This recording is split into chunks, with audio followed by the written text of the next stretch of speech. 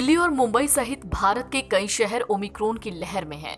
दोनों शहर उच्च घनत्व वाले शहरी केंद्र हैं, बिल्कुल दक्षिण अफ्रीका के गौतेंग प्रांत की तरह।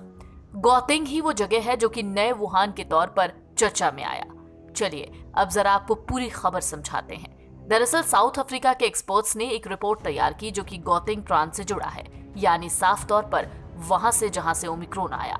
रिपोर्ट उन मामलों पर आधारित है जो 14 नवंबर और 11 दिसंबर के बीच लहर के शुरुआती चरण में दर्ज किए गए थे। एक ऐसी अवधि जब 1,33,551 ओमिक्रॉन संक्रमण का अनुमान था।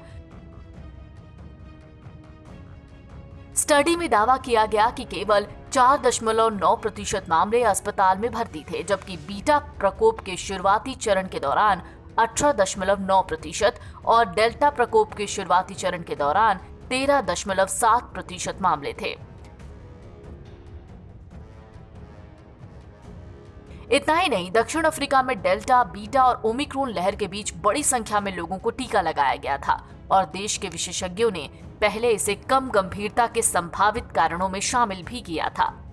इतना ही नहीं, स्टडी में शामिल आंकड़ा ये भी कहता है कि 20 साल से कम आयु के लोग जिन्होंने टीका नहीं लगवाया, यानी जो टीके के पात्र नहीं थे, और 20 साल से ऊपर के लोग जिनका टीकाकरण हुआ, दोनों के अस्पताल में भर्ती मामलों का अनुपात यानी रेशियो समान था।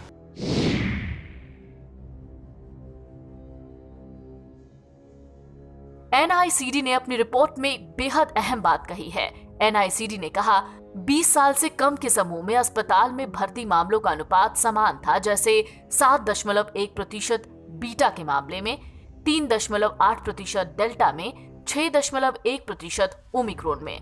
वही बात गंभीर हालत में भर्ती मरीजों की करें तो यहाँ भी अनुपात बराबर था, जैसे 22% बीटा, 23% डेल्टा और 20% ओमिक्रॉन में। हालांकि एक और स्टडी जो भारत के लिए एक अध्ययन में जापान में शोधकर्ताओं ने की, वो ये है कि जो लोग संक्रमण के बाद ठीक हो चुके हैं और उन्होंने टीका लगवाया, उन्हें हाइब्रिड प्रतिरक्षा मिली है, जो ओमिक्रॉन संक्रमण के मामलों में मजबूती देती है। ये भी कहा गया है कि संक्रमण और टीकाकरण के बीच का अंतर जितना ज्यादा होगा, उतनी ज्यादा सुरक्षा होने की संभावना है। तो कुल मिलाकर इस स्टडी से यही पता चलता है कि हो सकता है कि ये जो ओमिक्रॉन का संक्रमण हो वो बढ़े, लेकिन मामला गंभीर न हो। एनबीटी ऑनलाइन की रिपोर्ट।